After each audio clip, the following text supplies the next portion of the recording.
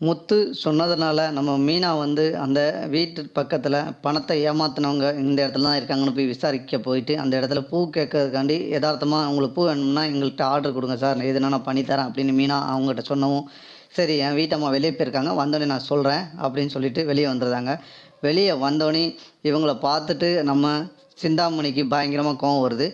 நான் போன இடத்துக்குலாம் நீ வர, நான் கேட்ட ஆர்டர் எடுத்து முடிச்ச இடத்த வீட்டுக்குள்ளே நீ எப்படி போயிட்டு வருவ அப்படின்னு சிந்தாமணி கேட்குறாங்க.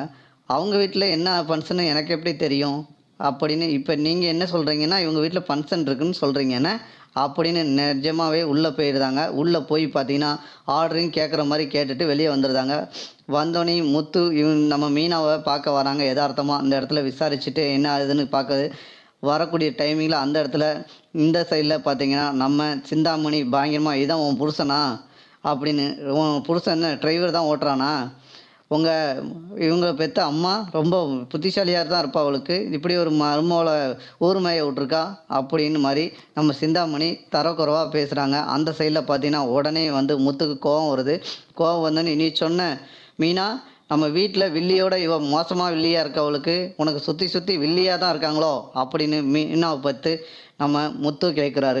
என்னங்க சொல்கிறீங்க வீட்டில் பார்த்தீங்கன்னா நம்ம ரோகிணி தொந்தரவு, வெளியே வந்தால் சிந்தாமணி தொந்தரவு, எனக்கு ஆக மொத்தம் எனக்கு எல்லா பக்கமும் தொந்தரவாக தான் இருக்குது. நான் இந்த இதில் போராடி தான் நான் வாழ வேண்டியிருக்கு. இதில் பார்த்தீங்கன்னா உங்கள் அம்மா நம்மளை ஒரு சைடில் நின்று படுத்துவாங்க. இது அத்தனையும் நான் சமாளித்து தான் போய்கிட்டு இருக்கேன். என்ன செய்ய என்ன திறந்தாலும் எனக்கு பிடிச்ச கணவர் எனக்கு அமைஞ்சதுனால நான் நிறைய விஷயத்த வந்து அட்ஜஸ்ட்மெண்ட் பண்ணி தான் வாழ்கிறேன் அப்படின்னு மீனா இவ்வளோ அவங்களுடைய சொந்த கதையும் சோக கதையும் நம்ம முத்துட்ட சொல்கிறாங்க. மீனா அதெல்லாம் நினச்சி நீ கவலைப்படாத, எது இருந்தாலும் உனக்கு சப்போர்ட்டுக்கு நான் இருக்கேன். இவங்களே மாதிரி இல்லை 50 பேர் எங்கள் அம்மா மாதிரி வந்தாலும் சரி.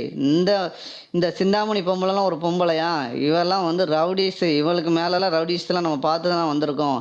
இவங்க வரும்போது நீ வந்து வளர்ந்து வந்தால் தான் அவளும் பயப்படுவா. நீ எதுவும் கண்டு பயப்படாத. 4 பேர் சேர்ந்தா நம்ம வளர்ந்து வரும்போது இப்படி எதிரிகள் உருவாகணும். எதிரி உருவாகினா தான் நம்ம வளர்ச்சி நமக்கு என்னென்னு தெரியும் அப்படின்னு நம்ம முத்து வந்து மீனாவை சொன்னோன்னே மீனாவுக்கு ரொம்ப சந்தோஷமாகுது. இந்த சைடில் பார்த்தீங்கன்னா உடனே சிந்தாமணி என் வழிக்குள்ளே நீ வராத, உங்கள் 2 பேர்த்தையும் நான் சும்மா விட மாட்டேன். நான் போகிற இடத்துக்குலாம் நீங்கள் ஆர்டர் எடுத்து வர வர உங்களுக்கு டேஞ்சர் தான். நாளைக்கு நான் என்ன செய்வேன்னு எனக்கே தெரியாது. நீங்கள் வந்து உங்கள் வேலையை பார்த்துட்டு ஏதோ 5000மோ 10,000மோ ஆர்டர் எடுத்துகிட்டு போங்க.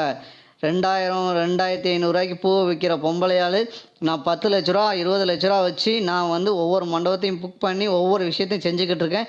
என்கிட்ட வந்து நீங்கள் போட்டி போடுறதுக்கு வந்துக்கிட்டு இருக்கீங்களா? உங்களை எப்படியாவது நான் சீக்கிரத்தில் சோழி முடிச்சிருந்தேன் அப்படின்னு சிந்தாமணி சொல்கிறாங்க.